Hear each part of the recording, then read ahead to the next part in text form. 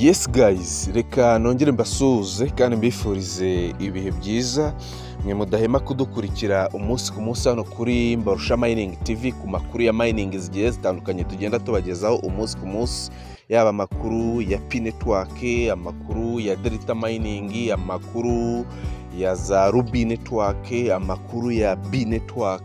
Uko tubonye amakuru umunsi ku munsi tugenda tuyabagezaho.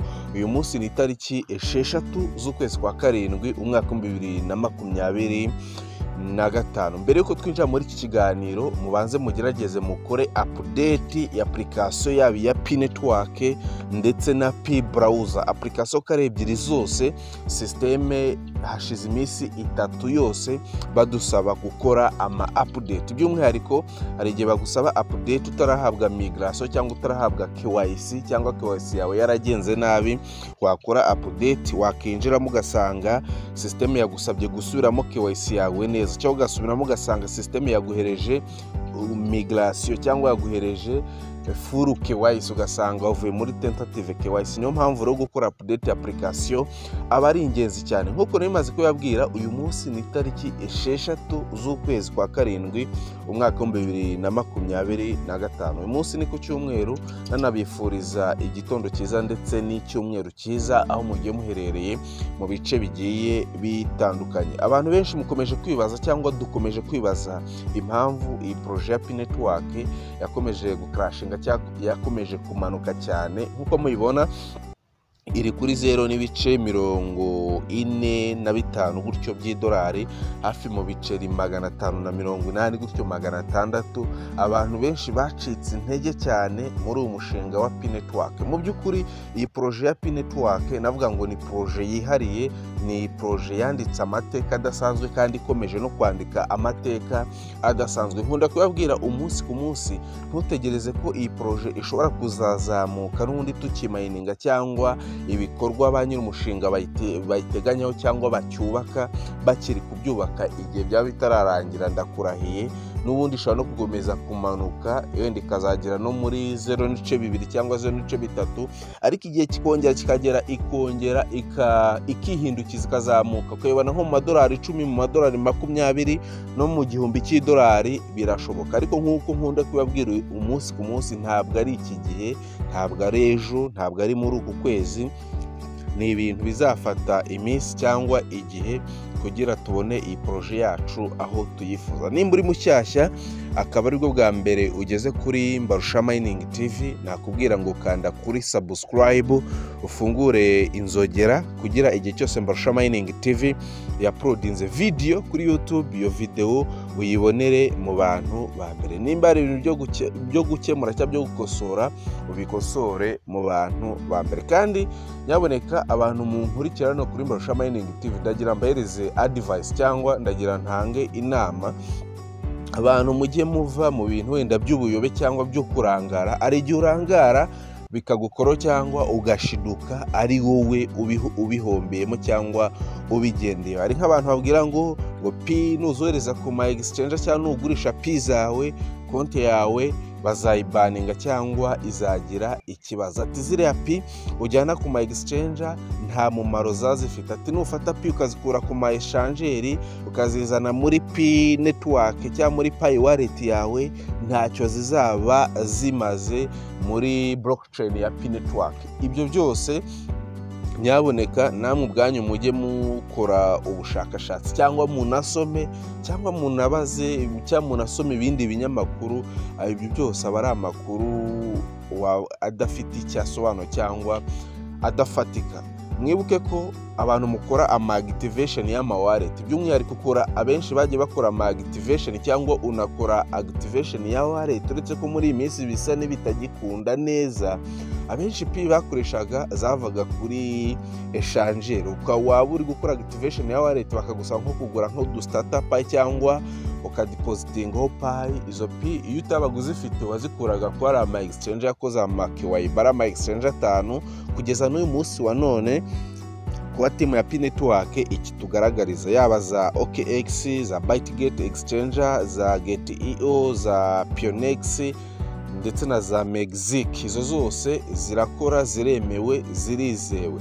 Abantu benshi bagiye binjira muri auction domain mwabera bikorwa by'ama website amapi bagiye bayakura ku ma exchange ngira ngo ibyo nabyo mwagiye mubibona, ariko umuntu ahubwira ngo exchange ntacyo zimaze, nufata pi ukazijyana ku ma exchange uzahomba, nubikora gutya bizagukoraho. Ibyo byose ndagira nkubwire ko ari ukubeshya. Ikindi mwongere mwibuke ko igihe wahawe migration, hari abantu bahabwa migration wallet yabo iriho 000, kandi by'umwihariko kugira ukore byibura move cyangwa we muri pi zawe nuko uba ufiteho byibura nka pi imwe cyangwa wallet yawe yari yarabaye verified cyangwa yari yaramaze kuba activated.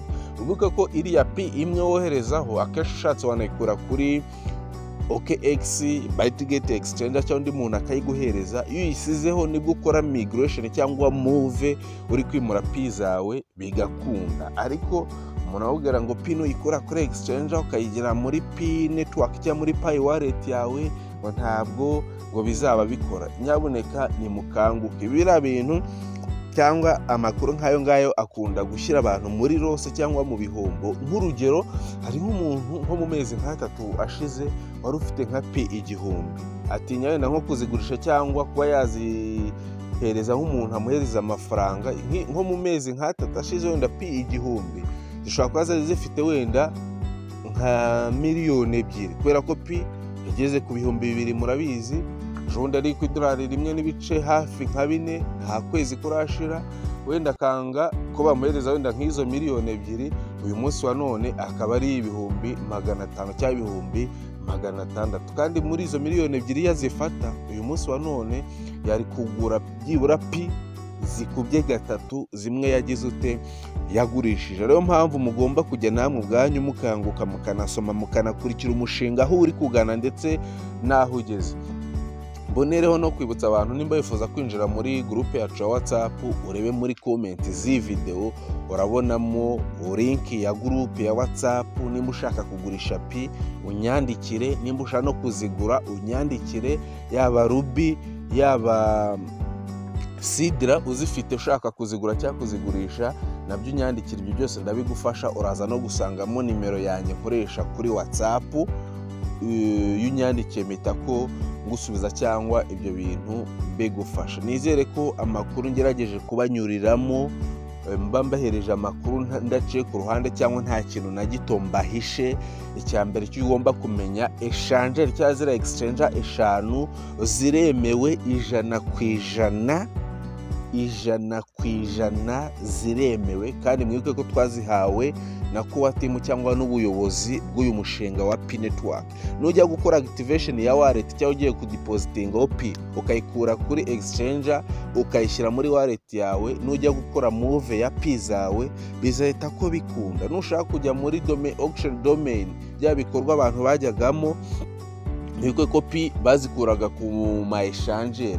Nushaka kujya mu bindi bikorwa pi wazikura kuri exchange wazohereza muri Pi Network, wazikura muri pi browser yawe uzohereza kuri exchange, nta ngaruka n'imwe bizagera kuri wallet yawe cyangwa kuri account yawe. Ahubwo ikintu abantu mukwiye kumenya ni ugukanguka, namwe ubwanyu mukajya mukurikiranira amakuru hafi, mugasoma, mukareba umushinga ugeze, aho ibikorwa ba nyiri umushinga bagezeho cyangwa ibyo bari gutangaza. Ibyo byose nubikurikira bizagufasha gusobanukirwa neza umushinga no kudacika intege mu mushinga.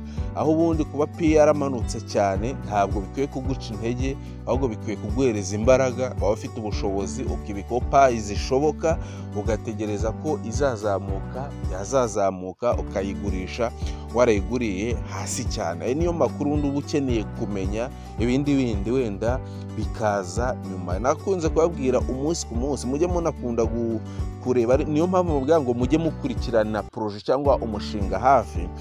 Iyo ubonye coin igiye kumanuka cyangwa itangiye kumanuka, iyo uzifite mon frère urazigurisha, iyo uzifite urazigurisha ukareba kuko yiri kumanuka, ibimenyetso biba byamaze kugira ute kugaragara, ukayereka ikamanuka, wabona itongeye ishaka kongera gusa n'izamuka, ukongera ukabayinga ukazamukana nayo. Abundi iyo uzifite ukayereka ikamanuka n'ubundi bigushyira mu gihombo. Ariko nanone iyo wavuze ati ngiye nguze pi 1000 cyangwa nguze pi 5000, izamuke imanuke, yamanuka cyangwa yazamuka ni ibyayo, nzazigurisha hashize umwaka umwe cyangwa imyaka ibiri, cyangwa nzazireka ndebeho izagana. Ibyo nabyo nibyo, ariko nanone ibyo ni ibintu bikora abantu bafite amafaranga cyangwa b'abanyamafaranga. ngahe nguko rero, nk'uko nabibabwiye, uyu munsi ni itariki 6 z'ukwezi kwa karindwi umwaka wa 2025. ubwo nitugira andi makuru twunguka cyangwa tubona kuri uyu mushinga, ndaza gukora ishoboka byose nyabasangize muyabonere mu bantu ba mbere. Ciao ciao, ndabakunda cyane bakunzi ba Mbarusha Mining TV.